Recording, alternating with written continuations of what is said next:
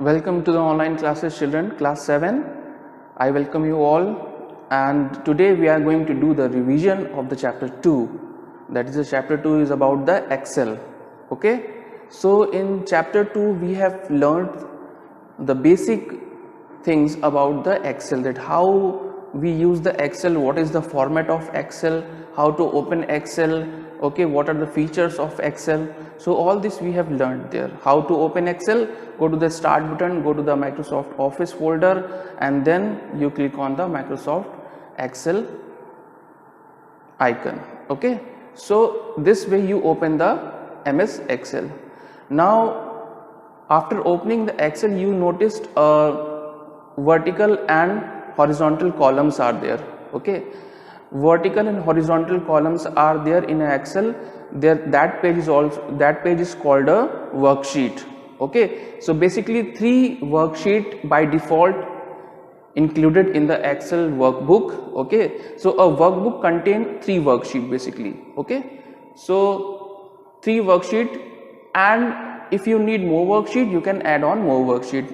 It is easily you can add on. Where the third worksheet is there, you can see after that a plus symbol is there. You just click on, and the next worksheet will be added just right after that. Okay, so this way we can add on the worksheets. So spreadsheet is a combination of horizontal and vertical columns. Okay, so there are number of rows, there are number of columns there, horizontal lines and vertical lines. Okay, horizontal lines are called rows and vertical lines are called columns there in a Excel. Children, when you see the worksheet there, you can easily notice that where the cursor is clicked there, when the cursor is indicating a black shape, rectangular shape on a particular cell, okay, so that cell is selected one cell. Okay, when you click somewhere in the worksheet, you see a particular cell is, or particular cells are selected with a black rectangular color. Okay, so this means that these number of cells you have selected. All right, so let's talk about first from the small steps, that when you click a particular cell in an Excel worksheet, every cell has its own unique address. Yes, so this address is reflected in the cell address box at the top of the of the worksheet. You will notice that whenever you select a particular cell, its address is given there at the top of the worksheet on the left hand side.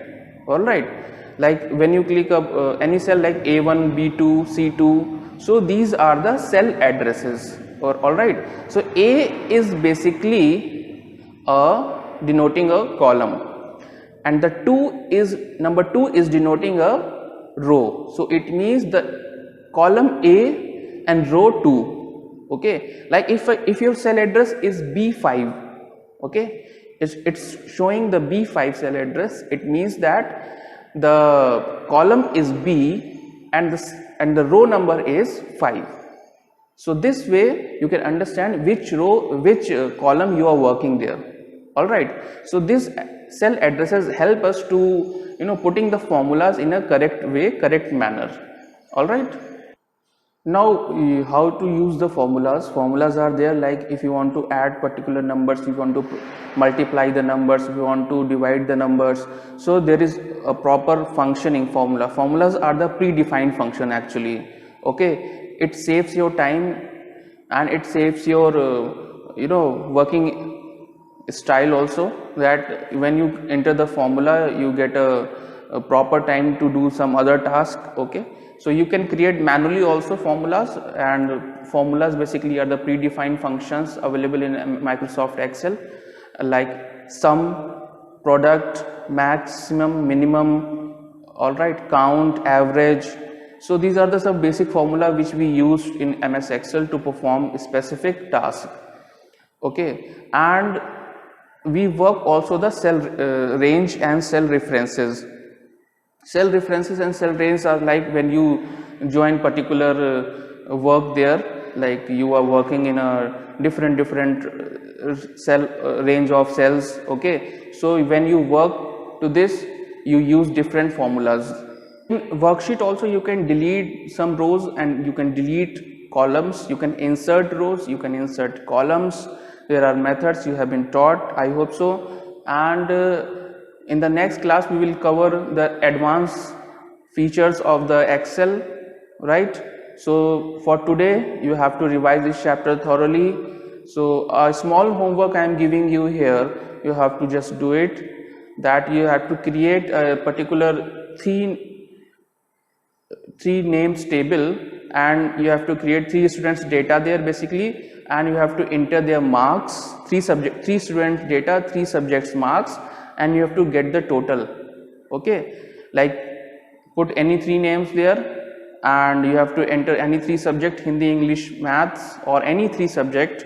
Okay, and you have to get the total out of 100, and one by one you have to show me, use the formula sum, and you have to send me the work.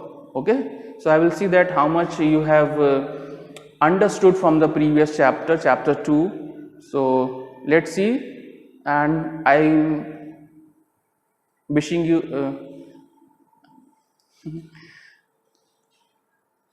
and children, I am wishing you a best of luck for today's homework. So I am waiting for your work.